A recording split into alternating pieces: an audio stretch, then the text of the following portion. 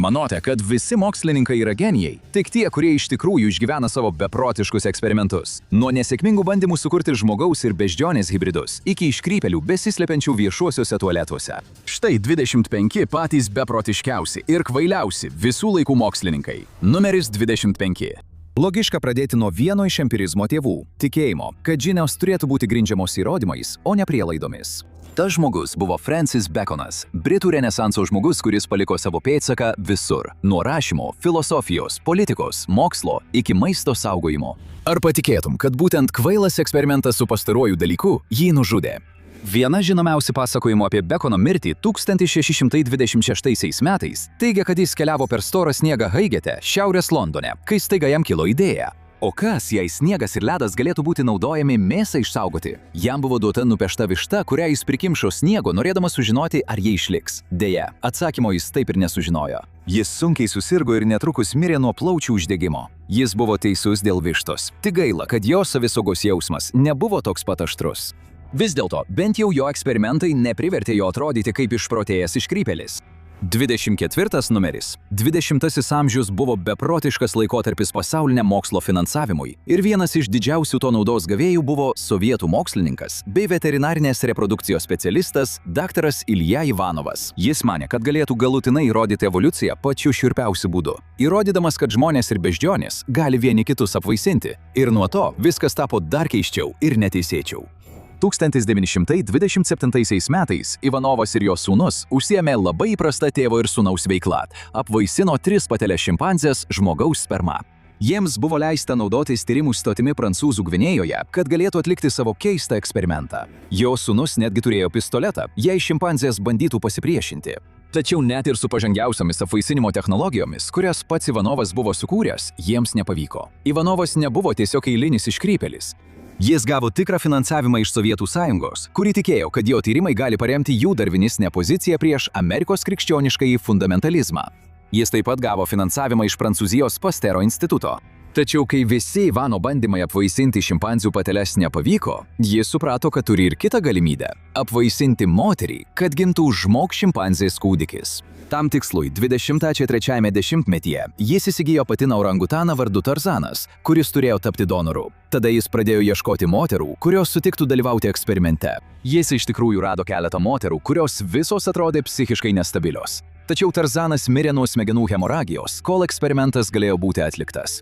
Daktaro Ivanovo iškrypusioms svajonėms atėjo galas, kai Stalinas nusprendė, kad visgi nenori jokių žmogbeždžionių ir išsiuntė jį į gulagą kaip mokslinio valymo dalį. Taigi, tai nusikaltimas prieš gamtą. Gal pereikime prie antro tokio atvejo. Numeris 23. O kas jei galėtum būti toks pat protingas kaip Albertas Einšteinas ir viskas, ką reikėtų padaryti, tai suvalgyti jo smegenis? Tai nėra mintis, kuri dažnai kyla už aukšto saugumo psichiatrijos ligoninių ribų, tačiau valgomos atminties idėja tapo apsėdimu keliems klaidingai mąstantiems mokslininkams, kurie 20-ojo amžiaus viduryje tyrinėjo plokščiąsias kirmėles.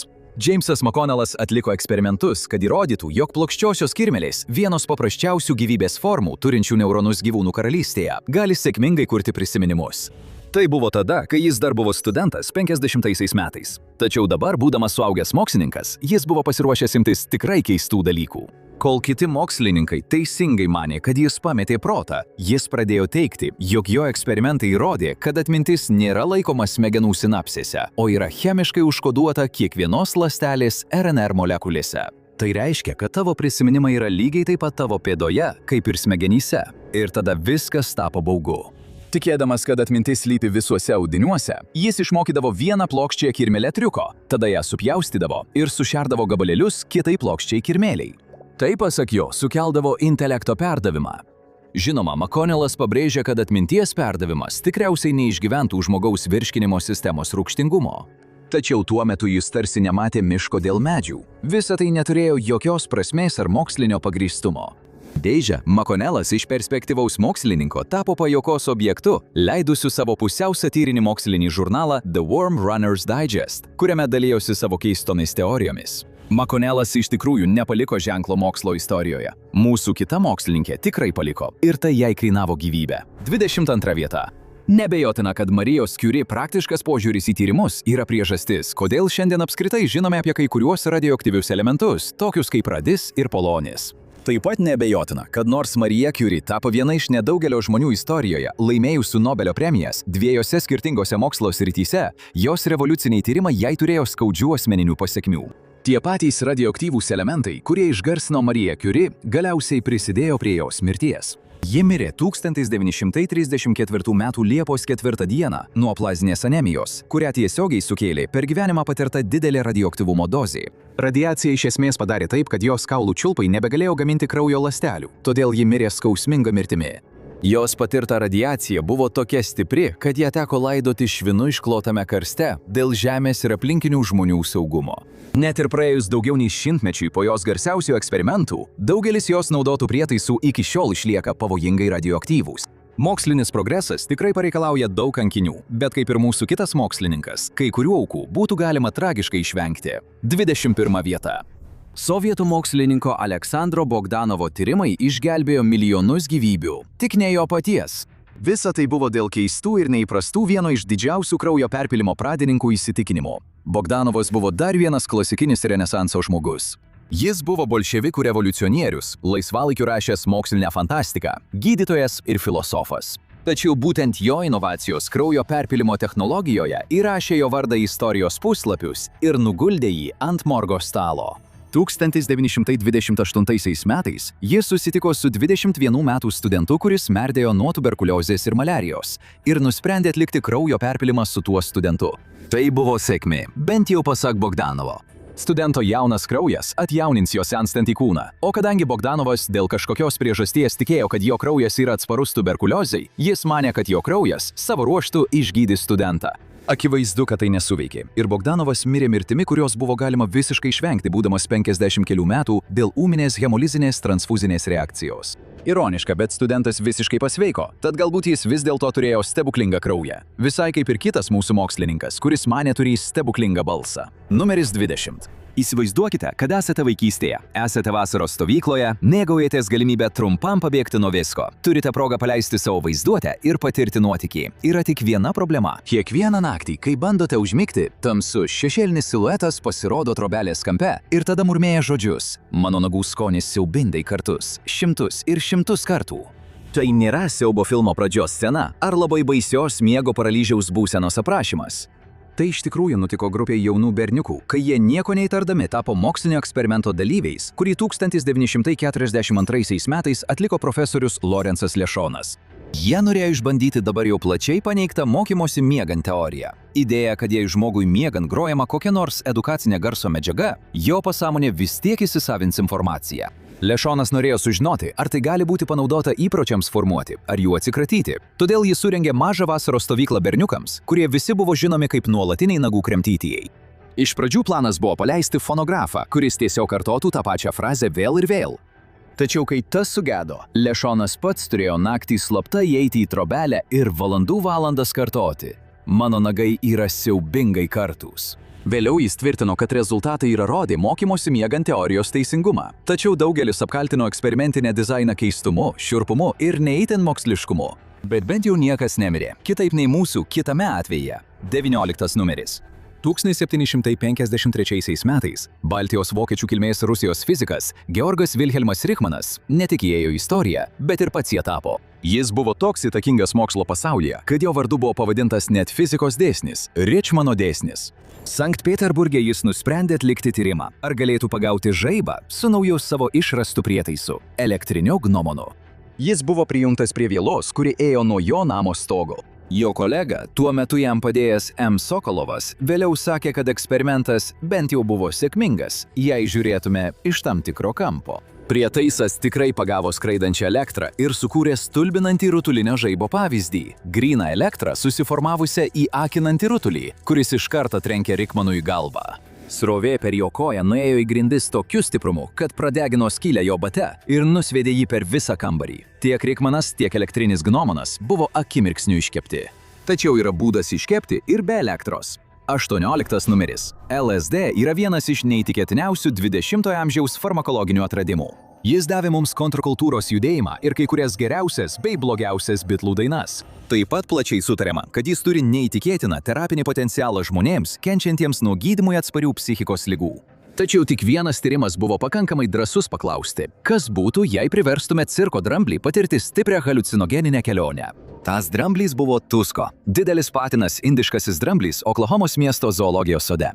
Jo likimas buvo nulemtas visam laikui, kai Oklahomos universiteto tyrėjai pabandė jam duoti tikrai milžinišką LSD dozę – 297 mg. Tai yra maždaug 3000 kartų didesnė nei žmogaus rekreacinė dozė. Mokslininkai manė, kad tokios dozės pakaks, kad būtų pasiektas poveikis tokiam dideliam gyvūnui kaip Tusko. Kai paaiškėjo, jie gerokai persistengė. Jie suleido tą beprotišką LSD kiekį Tuskui ir laukė, ar jis leisis į haliucinogeninę kelionę ir žengs pro suvokimo duris.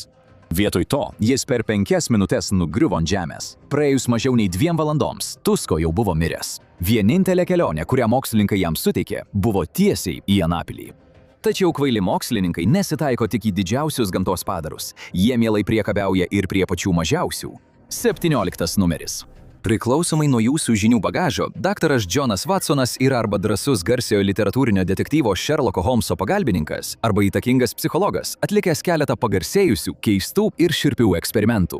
Ir ne vienas nebuvo keistesnis, šiurpesnis ar tiesiog kvailesnis už liūdnai pagarsėjusi mažojo Alberto eksperimentą. Watsonas buvo žinomas kaip biheviorizmo tėvas, psichologijos krypties, kuri teigia, kad žmogaus elgesį lemia ne tiek vidinis sąmoningumas, kiek išmoktos sąlyginės reakcijos įgytos per gyvenimą, ypač vaikystėje. Pagal biheviorizmą mes visi esame tiesiog įpročių vergai ir remdamasis tuo, Watsonas buvo įsitikinęs, kad į mus galima įdiegti naujus įpročius. Pavyzdžiui, priversti mažą berniuką bijoti baltos žiurkės, kuris jam visiškai nekenkia. Šiame visiškai etiškai nepateisinamame klasikinėme sąlygojimo tyrime jis supažindino tikrą kūdikį vardu Mažasis Albertas su basta žiurke ir leido jiems kartu žaisti. Mažasis Albertas nerodė jokio priešiškumo žiurkei, jis netgi buvo laimingas ir smalsus. Tada Watsonas trenkė plaktuku į didelį metalo gabalą, sukeldamas garsų, bauginantį triukšmą, kuris privertė Albertą pravirkti. Jis tai darė vėl ir vėl, kol vien užtekdavo pamatyti žiurkę, kad kūdikis, bandymo dalyvis, pradėtų verkti ir drebėti iš baimės. Galiausiai Alberto motina įsikraustė ir kartu atsiėmė sūnų iš eksperimento. Netrukus po to Watsonas buvo priverstas atsistatydinti, kai paaiškėjo jo nesantuokiniai santykiai su magistrante asistente. Taigi jis nusprendė susirasti naują darbą ten, kur niekam nerūpėjo ar turi sielą. Madisono prospekto prekių ženklų kūrimas ir reklama. Gerai, galbūt pereikime prie kito. 16 numeris. Ar būtų įmanoma užauginti kūdikį šimpanzę, kad jis taptų kažkokiu keistai atrodančiu žmogumi? Akivaizdu, kad ne, kaip jums pasakys bet kuris primatų mokslininkas. Bet kuriuo atveju šimpanzė gali būti labai pavojingas dalykas, kai maišoma su žmonėmis. Nė vienas iš šių akivaizdžių faktų nesustabdė lyginamojo psichologo Vintropo Kellogo nuo pasiryžimo vis tiek tai pamėginti. Jis nusprendė auginti kūdikį šimpanzę vardu Gua kartu su savo pačiu vaiku Donaldu. 1931 metų pradžioje Kellogų šeima priėmė Gua į savo namus, norėdami sužinoti, kas nutiks.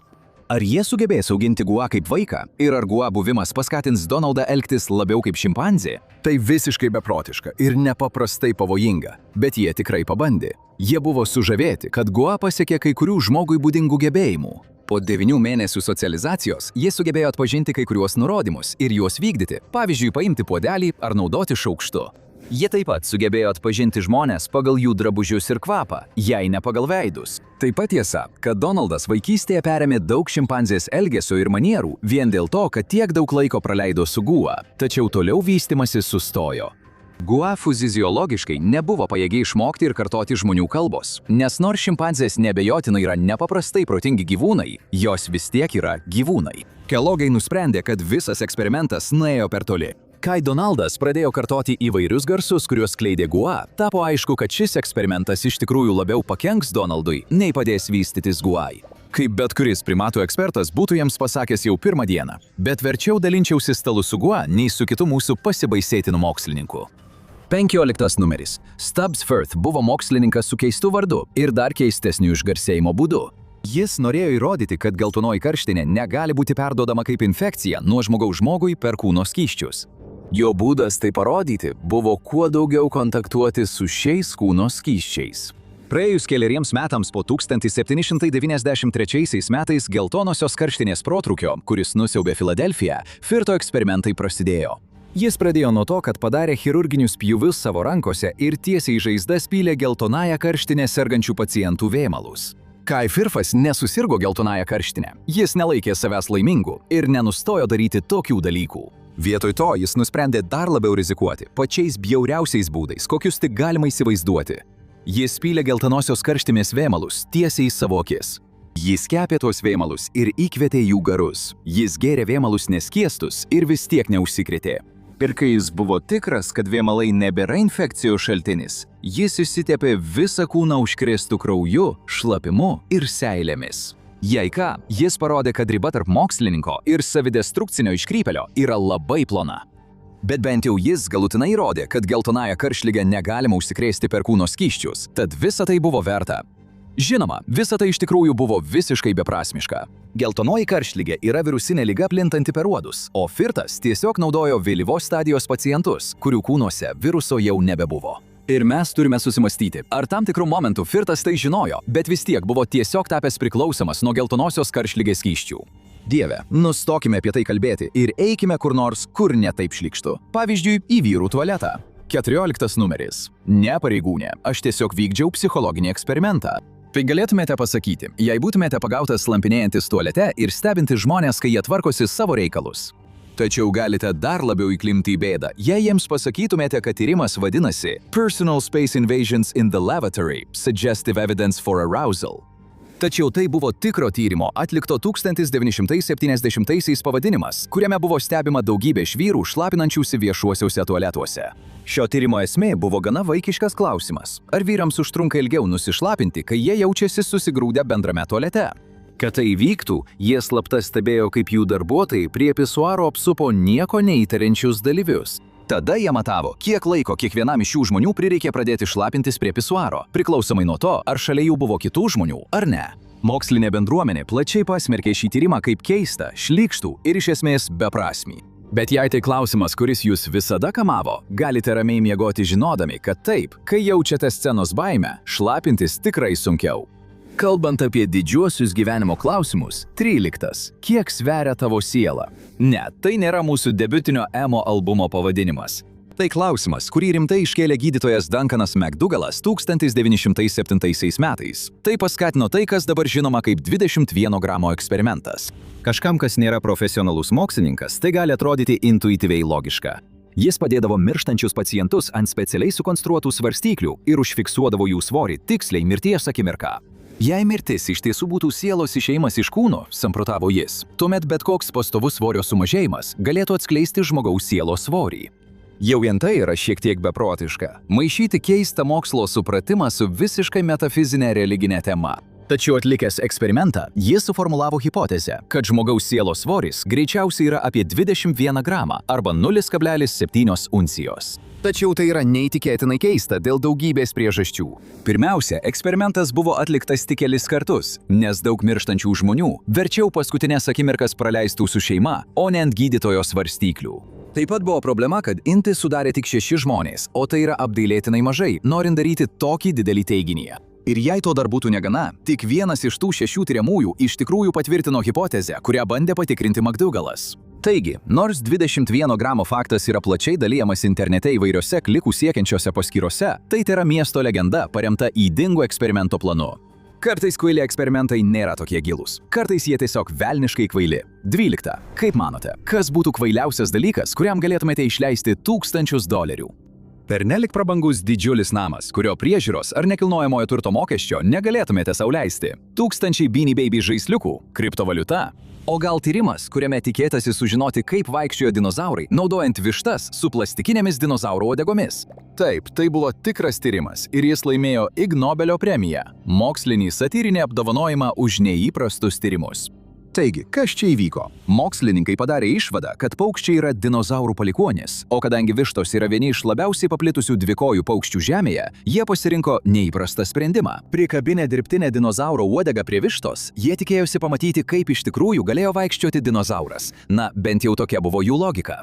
Jei jums įdomu, trumpas atsakymas yra toks. Jos vaikšto stipriai pritūpusios, beveik horizontalia laikysena, nes uodega veikia kaip atsvara, verta kiekvieno cento. Vištos dinozaurai gal ir neišranda dviračio iš naujo, bet kaip jums teorija, kuri atverstų visą visatą aukštyn kojomis, jei tik nebūtų visiškas niekalas?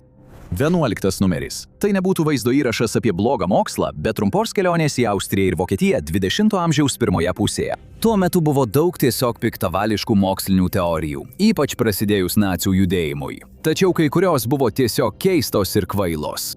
Inžinierius Hansas Horbigeris sukūrė pasaulį keičiantį teoriją Weltkreisler, kurią jis sugalvojo net likdamas tyrimus kaip koks eilinis tradicinis mokslininkas. Vietoj to, jis šią pasaulį keičiančią teoriją atrado vizijoje. O kokia buvo ši teorija? Gerai, kaip čia pasakyti? Taigi jis iš esmės tikėjo, kad ledas yra pagrindinė visatos jėga, jungianti visą realybę savo kosminę galią. Galbūt tai nebuvo naudinga ir visiškai neturėjo jokio pagrindo realybėje, bet Hansas vis tiek atkakliai ją propagavo savo viešų pasirodymų ture. Tai tapo keistu diskusijų objektu germanų kultūroje. Tiek, kad kai Hitleris atėjo į valdžią, kilo ginčai, ar pasaulinio ledo doktrina iš esmės yra arijų teorija, ar labiau žydiškos įtakos. Ši kita istorija į visą reikalą įtraukia gaivų visų gėrimą.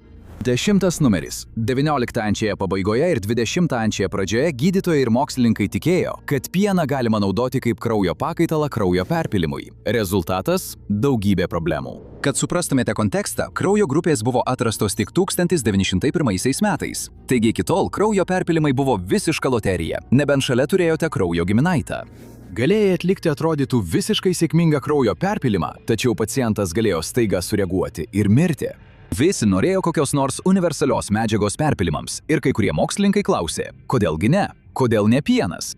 Kraujo perpilimas jau turėjo keistą ekscentrišką istoriją. Tuo metu kraujo perpilimas egzistavo jau nuo 17 amžiaus pabaigos, kartais pasisekdavo vien dėl atsitiktinumo, o kitais atvejais būdavo siaubingas. Kai kurie mokslininkai manė, kad gali išgydyti psichikos sutrikimus perpilant kraują iš gyvūnų turinčių pageidaujamų savybių. Tai tarsi žmogui turinčiam sunkių psichikos sutrikimų ir agresijos polinkių perpiltų avies kraują, kad jį nuramintų. Akivaizdu, kad tai neveikė ir ši idėja yra visiška nesąmonė. Tyrimai beveik 200 mečius smarkiai sulėtėjo. Neturint esminių žinių apie kraujo grupės, tai buvo laikoma barbariška ir mirtina praktika, kuri tam tikrą laiką netgi buvo oficialiai uždrausta Vatikano. Nauja pieno era prasidėjo 1854 metais, kai gydytojai Jamesas Bovelas ir Edvinas Hotoras tikėjo, kad riebiosios pieno dalelės pavirs baltosiomis kraujo ląstelėmis. Jie pasinaudojo tuo kaip pretekstu suleisti žmonėms pieno. Beje, karvės pieno, net ne motinos pieno. Pirmasis pacientas, kuriam jie tai išbandė, iš tikrųjų parodė pagerėjimo požymių. Kiti 5 visi mirė. Taigi natūralu, kad tai tapo karščiausia sveikatos tendencija Amerikoje, kol neatsirado žalia mėsa ir užkrėstas upės vanduo. Net mokslininkai kartais gali būti neįtikėtinai kvaili žmonės. O toliau, kas nutinka, kai kvailumą sujungiate su blogiu? 9 numeris. Psichikos ligos yra sudėtinga tema, turinti labai individualias priežastis kiekvienam žmogui. Nuo smegenų chemijos iki psichologijos ar neurologijos. Tačiau liūdnai pagarsėjęs daktaras Henris Kotonas turėjo visiškai kitokią idėją. O kas jei visos psichikos ligos kyla dėl fizinės infekcijos, pavyzdžiui, užkrėsto danties? Tai būtų didžiulis atradimas, jei tai būtų tiesa. Problema ta, kad tai visiškai nebuvo tiesa. Tapęs Naujojo Džersio valstijos psichiatrijos ligoninės gydytoju 1907 metais, Kotonas norėjo išgarsėti. Jis buvo skaitęs, kad pacientai, kuriems dėl infekcijos pakyla aukšta temperatūra, dažnai haliucinuoja ir patiria kliedesius. Taigi galbūt vienas dalykas buvo tiesiogiai susijęs su kitu. Tai paskatino jį masiškai šalinti supuvusius dantis ligoninės pacientams, tikintis, kad galbūt kartu su jais pašalins ir jų psichinės traumas. Akivaizdu, kad pats beprotiškiausias žmogus buvo tas, kuris čia vadovavo beprotnamiai. Ir kai tai nesuveikė, jis nepripažino savo klaidų ir neatsisakė šio metodo. Ne, tai būtų pasidavėlio kalbos. Žinoma, jei jie vis dar buvo psichiškai nesveiki, tai tik todėl, kad jų kūnuose vis dar slypėjo paslėptos infekcijos, kurių jis dar neišrovė. Jis pradėjo šalinti psichiškai nesveikų žmonių tonziles. Jei tai nepadėdavo, jis mielai pašalindavo tavo sėklides arba kiaušides, jei tik tikėjo, kad jos yra tavo manijos priežastis. Kai kuriems pacientams net buvo pašalintos storosios žarnos. Ar nustebintų, jei sužinotum, kad šio vyro operacijų mirtingumas siekia net 45%? Statistiškai tai beveik taip pat blogai, kaip jei tavo likimą nulemtų monetos metimas. Netrukus ligoninė buvo pilna Kotono suluošintų aukų. Kai jis galiausiai paliko ligoninę, sugebėjo šią sėkmę paversti privačia gydytojo praktika. Jis pradėjo rauti dantis, kad išgydytų Naujojo Džersio socialinio elito psichinės bėdas, žmonėms turintiems kur kas daugiau pinigų nei sveiko proto ar laimės. Nors buvo visiškai kvailas mokslininkas ir beprotis savo pacientų skerdikas, Kotonas per savo gyvenimą niekada nesulaukė pasekmių. Patikėkite ar ne, tačiau mes iš tikrųjų turime dar siaubingesnį beprotį mokslininką. 8 numeris. Galbūt nepažįstate Sidnio Gotlebo vardo, tačiau yra didelė tikimybė, kad esate girdėję apie jo labiausiai pagarsėjusį darbą – CŽV chemijos projektą, vadinamą MK Ultra. Jis tikėjosi ištirti LSD kaip smegenų plovimo priemonę, naudodamas metodus, paimtus tiesiai iš nacių karo nusikaltėlių ir pabaisų, dirbusių 731 būryje. Apskritai, MK Ultra nusikaltimų yra per daug, kad galėtume juos čia aptarti. Pakaks pasakyti, kad projektas nepasiekė nė vieno savo mokslinio tikslo, palikdamas po savęs žmonių kančias ir mirtį. Tačiau vienas keisčiausių būdų, kaip Sidnis Gotlibas buvo visiškai bevertis mokslininkas, buvo jo įprotis šiaip sau svaiginti savo CŽV kolegas LSD, tiesiog norėdamas pažiūrėti, kas nutiks. Vienas iš nelaimingiausių šios praktikos aukų buvo Gotlibo bendradarbis Frankas Olsonas. Antrame pasaulinėme kare Olsonas buvo vienas pirmųjų mokslininkų paskirtų į slaptas JAV biologinio karo laboratorijas Fort Detriche, Frederikso mieste, Merilande. Tai vėliau supriešino jį su Gotlibu, kuris per įmonės išvyką įpylė jam narkotikų į gėrimą. Dėl to Olsonas patyrė gėdingą psichinį palūžimą visų savo kolegų akivaizdoje. Tai pradėjo Olsono nuosmukio spiralę, kai paranoja ir profesiniai rūpesčiai faktiškai jį išvedė iš proto, o viskas baigėsi jo vis dar ginčiamų mirtinų kritimu pro viešbučio langą 1953 metais. Niekas iš Gotlibo eksperimento nebuvo etiška ar atitiko mokslinį metodą. Tai buvo tiesiog beprasmis sadizmas, apsimetęs mokslu. Štai keistas faktas, kurio tikriausiai dar niekada negirdėjote, net jei jūs taip pat žavi MK Ultra byla. Po to, kai projektas žlugo ir Gotlibas pasitraukė į civilinį gyvenimą, jis nusprendė imtis visiškai naujos profesijos. Visą gyvenimą mikčiojęs, Gotlibas įgijo logopedo kvalifikaciją ir didžiąją likusio gyvenimo dalį dirbo vidurinės bei aukštesniųjų klasių logopedu. Turbūt buvo keista gauti logopedo pagalbą iš liūdnai pagarsėjusio JAV bepročio mokslininko. Tikiuosi, kad šioje srityje jis buvo geresnis ir etiškesnis nei chemijoje. 7 klausimas. Ar keista leisti laiką su savo geriausiu mokslininku draugu ir kankinti vienas kitam kiaušinius dėl žmonijos žinių pažangos? Kad ir kaip būtų, 2 mokslininkai vardu Herbertas Vullardas ir Edvardas Karmachailis būtent tai ir padarė 1933 metais. Jie susivienijo ir dėjo svorius vienas kitam ant sėklidžių, kad išsiaiškintų, kaip tai jaučiasi ir ką tai reiškia mokslui. Na tiesiog, vyrai kaip vyrai. Ir nesijaudinkite, kai jie dėjo vis daugiau svorių, kartais jie taip pat suleisdavo vietinių anestetikų į savo sėklides. Prisiekame, tai tikras tyrimas, o ne keista BDSM fanfikcija, kurią sugalvojame šiam vaizdo įrašui. Ar tai buvo verta? Sunku pasakyti. Jūs bent jau turite parodyti pagarbą žmonėms, kurie pasiryžta sužeisti savo sėklides dėl žinių. Geriau jau jie, nei mes. 6 numeris. Jackas Parsonsas buvo vienas keisčiausių šiame sąraše. Jis buvo ne tik genialus raketų mokslininkas, pradininkas kietojo kuro srityje, bet ir sekso magas, okultisto Alisterio Kraulio mokinys. Jis turėjo savo magišką ložę Los Andžele, kurioje leido laiką su keistuolių būriu, dalijusiosi jo neįprastais religiniais įsitikinimais. Tie keisti pomėgiai galiausiai įvairiais keistais būdais paveikė jo mokslinius siekius. Laikui bėgant, Parsons vis labiau gilinosi į okultinius mokslus, užmezgė ryšį su būsimuoju Scientologijos įkūrėju L. Ronu Hubbardu ir bandė atvesti Antikristą į pasaulį. Kol Hubbardas pabėgo su Parsonso svainė ir didžiąja dalimi jo pinigų. Kai jo gyvenimas sugriuvo, jis padarė kvailų sprendimų, dėl kurių neteko saugumo leidimų, o tai savo ruožtu atėmė iš jo galimybę gauti vyriausybinius raketų kontraktus. Tačiau liūdniausia Jacko Parsonso istorijos pabaiga atėjo dėl neatsargaus elgesio su gyvsidabrio fulminatu. Parsonsas mirė nuo savo sužalojimų vos po 37 minučių po sprogimo. Žinia buvo tokia staigi ir žiauri, kad tą pačią dieną nuo jos mirė ir jo motina. Iki šiol sklando gandai, ar tai iš tikrųjų buvo nelaimingas atsitikimas, ar bandymo jį nužudyti dangstymas. Tačiau Parsonsas, nepaisant savo genialumo, visą gyvenimą buvo netvarkingas žmogus. Kodėl šį kartą turėtų būti kitaip? 5 numeris. Beveik kiekvienas, kuris domisi psichologiniais eksperimentais, kažkuriuo metu yra susidūręs su Stanfordo kalėjimo eksperimentu. Šio eksperimento metu psichologas Filipas Zimbardas pavertė paprastus universiteto studentus kaliniais ir prižiūrėtojais netikrame kalėjime. Po to sekė greitas nuosmukis į žiaurumą, pažeminimą ir prievartą, kai dalyviai pradėjo įsijausti į jiems paskirtus vaidmenis. Dešimtmečių šis tyrimas buvo cituojamas kaip įrodymas, kad tinkamomis aplinkybėmis beveik bet kas gali būti pastumėtas elgtis taip, kaip niekada nemanė galys. Ir moksliškai tai visiška nesąmonė. Kaip ir daugelio ikoniškų tyrimų atvejų, šio tyrimo metodai palieka daug norėti ir rodo, kad Zimbardas gerokai pritempinėjo, kad gautų daug savo rezultatų. Zimbardas mokė savo sargybinius būti ypač žiauriais ir taikė taisyklės bei nurodymus, kurie skatino juos elgtis dar labiau nežmoniškai. Sargybinių žiaurumas buvo iš anksto aptartas ir repetuotas, o kaliniai buvo įmesti be jokio pasiruošimo. Tiek kaliniai, tiek sargybiniai nereagavo vienodai, kas prieštarauja minčiai, jog čia buvo koks nors tikras dėsningumas, išskyrus tuos, kuriuos norėjo matyti Zimbardas.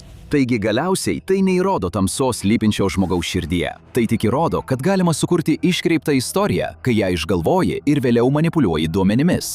Ketvirta. Štai trumpas viešas perspėjimas nuo The Infographic Show. Nedėkite nieko į akis, nebent gydytojas jums tai lieptų. Savitvardžių biohakerių save vadinantis Gabrielius Lasina šio perspėjimo neįsidėmėjo, kai bandė rasti būdą, kaip žmonėms matyti tamsoje. Jis pasigamino mišinį iš insulino, dimetilsulfoksido ir cheminės medžiagos chlorino E6, vaisto, kuris naudojamas aklumui gydyti. Taigi, jei paimi vaistą, kuris gydo aklumą ir įlašini jį į reginčio žmogaus akis, tikriausiai rezultatas bus superregėjimas, tiesa? Tokia buvo eksperimento logika, tačiau ji nepastebėjo esminio trūkumo. Akis, kurį leidžia daugiau šviesos, gali geriau matyti tamsoje, bet ji taip pat tampa daug jautresnė pažeidimams dienos šviesoje. Gabrielius pasisekė. Jis pastebėjo, kad po to, kai jo akis buvo įpilta tos medžiagos, jam tapo lengviau matyti tamsoje, o ne iš karto apakti. Kitą rytą jis jau buvo grįžęs į normalią būseną. Trečias dalykas. Beveik žiaurus pokštas vadinti Juozapą Barcroftą idiotu, kai iš tikrųjų jis yra vienas iš kiečiausių mokslininkų kada nors gyvenusių.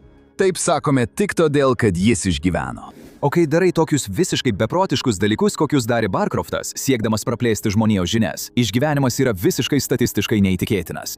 Barcroftas dirbo su kariuomenė tyriant deguonies įsisavinimą ir kraują. Tai buvo ypač naudinga per Pirmąjį pasaulinį karą, kai cheminiai ginklai siaubė Britanijos kariuomenę. Nors Britai gal ir mėgsta garstyčias, bet jie tikrai nemėgsta garstyčių dujų. Barcroftas ėmė jauti už ragų ir tiesiogiai įėjo į kamerą, pripildytą vandenilio cianido, pats save tiesiogiai paveikdamas. Jis ten išbuvo 10 ištisų minučių, išgyveno būdamas dujų kameroje, o tada išėjo ir tęsė savo tyrimus. Norėdamas toliau tirti kraujotaką, jis taip pat užsirakino šaldiklyje, kol jam prasidėjo hipotermija ir jis prarado sąmonę. Tačiau tai atrodo kaip visiškas pokštas palyginti su jo beprotiškiausiu eksperimentu. Jis praleido ištisą savaitę mažo deguonies kiekio kameroje, kad ištirtų jos poveikį organizmui. Išėjęs iš kameros gyvas, jo oda buvo ryškiai mėlyna. Barcrofto eksperimentai buvo visiškai beprotiški, bet jo negalima vadinti visišku kvailiu, nes, jis išgyveno. Mūsų paskutiniai 2 mokslininkai neturėjo tiek sėkmės atlikdami savo šokiruojančius ir pavojingus eksperimentus. Antra vieta. Kas galėtų nutikti blogo, kai kaubojus, branduolinės fizikos specialistas, nusprendžia pažaisti su milžiniška ir nestabilia plutonio mase, praminta demonų branduoliu. Pasirodo, gali nutikti visiškai viskas ir pačiu siaubingiausiu būdu. Būtent tai ir nutiko Louis Slotinui bei visiems, kuriems nepasisekė tą lemtingą 1946 metų gegužės 21 dieną dirbti kartu su juo. Nesiveldamas į ilgą fizikos pamoką, Slotinas atliko eksperimentą, kurį jis vadino drakono uodegos kutenimu. Jis naudojo atsuktuvą demonų branduoliui manipuliuoti, kad sukeltų branduolių skilimo reakciją. Visi Slotino kolegos jam sakė, kad tai siaubinga idėja, kuri vieną dieną jį pražudys, tačiau dėl kažkokios priežasties jis vis tiek tai darė. Visa tai pasiekė kulminaciją per kritiškumo avariją, kai jis numetė atsuktuvą ir viršutinis deflektorius visiškai uždengė branduolį, apšvitindamas visus kambaryje milžiniškomis mirtinos radiacijos dozėmis. Slotinas mirė po 9 dienų siaubinguose skausmuose, vien dėl to, kad nesugebėjo paklausyti visų patarimų apie nepaprastai pavojingą dalyką, kurį jis nuolat darė norėdamas atrodyti kietas. Pirmoje vietoje, kiek toli eitumėte, kad laimėtumėte ginčą? Jei manote, kad nubrėžtumėte ribą ties tuo, kad leistumėte save mirtinai suėsti vabzdžiams, tuomet jums trūksta moralinių įsitikinimų, kuriuos turėjo daktaras Jessis Williamas Lazaras. Tai buvo žmogus, kurio viso gyvenimo priešai buvo maliarija ir geltonoji karštligė, ligos, su kuriomis jis norėjo kovoti visomis išgalėmis.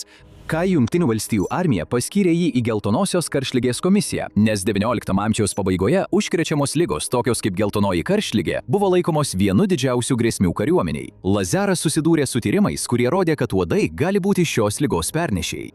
Ankstesni Lazaro tyrimai apie maliariją privertė jį dirbti arti šių mirtinų vabzdžių. Todėl jis ne tik tikėjo, kad šie tyrimai gali būti teisingi, bet ir buvo tuo įsitikinęs. Ir kas galėtų būti geresnis būdas tai įrodyti, nei leisti savo įgelti uodams, kurie, kaip jis manė, buvo užkrėsti geltonąją karštligę. Taip jis ir padarė. Ir dėl savo pastangų jis mirė nuo geltonosios karštligės šiek tiek daugiau nei po 2 savaičių. Jis gal ir buvo miręs, bet, jis buvo teisus. Dabar pažiūrėkite, 12 JAV mokslininkų dingo arba mirė. Kas vyksta? Arba pažiūrėkite tai vietoj to.